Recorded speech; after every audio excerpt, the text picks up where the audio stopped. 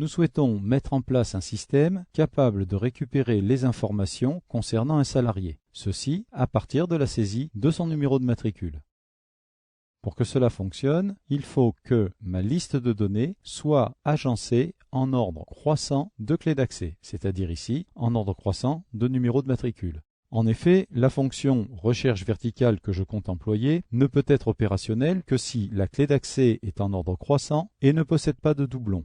De plus, toutes les données que je souhaite récupérer doivent obligatoirement être à droite de cette clé d'accès. Je viens dans la feuille adresse, je me positionne sur la cellule où je compte récupérer le nom, égale, j'appelle ma fonction recherche verticale. J'ouvre ma parenthèse, le premier paramètre à passer à cette fonction est la cellule contenant la clé d'accès recherchée, ici le numéro de matricule. Point virgule, je dois ensuite indiquer la plage de données, c'est-à-dire les cellules contenant les informations. Ici, je glisse sur l'ensemble de mes données, point virgule. Le paramètre suivant est le numéro de colonne contenant la donnée à récupérer.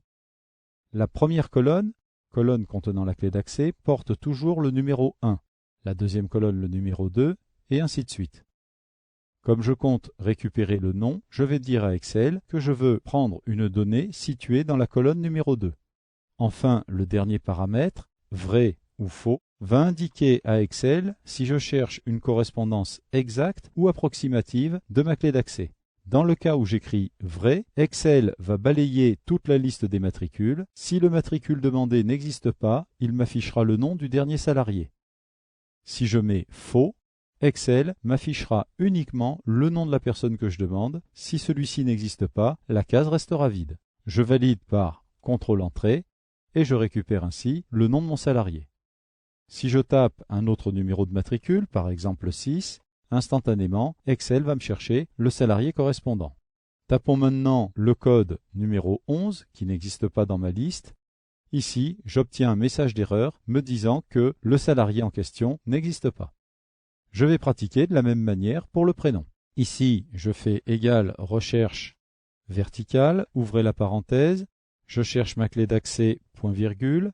Dans ma liste de données, je sélectionne toutes mes données, point virgule. J'indique que l'information à récupérer par rapport à la colonne matricule se trouve dans la colonne 2, 3. J'écris le chiffre 3, point virgule, et j'indique à Excel que je cherche une correspondance exacte. CTRL-Entrée. Si je mets un numéro de matricule existant, Excel me ramène le nom et le prénom. Sur le même concept, je peux réaliser l'adresse, le code postal et la ville.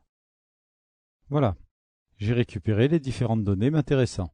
Il est maintenant très facile d'extraire n'importe lequel des salariés de cette liste. Le salarié 7, le salarié 1, etc.